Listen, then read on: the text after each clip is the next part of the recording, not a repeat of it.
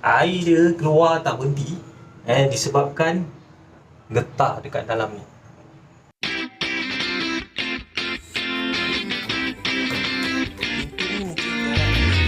Bearing ke square ni, dia ada dua saiz, sana perak, sebelah sana faham.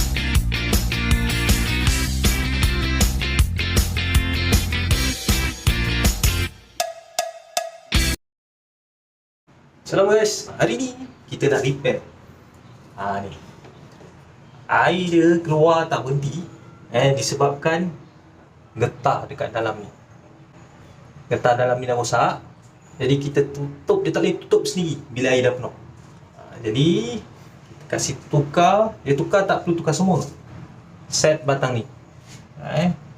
Batang ni terus yang ni.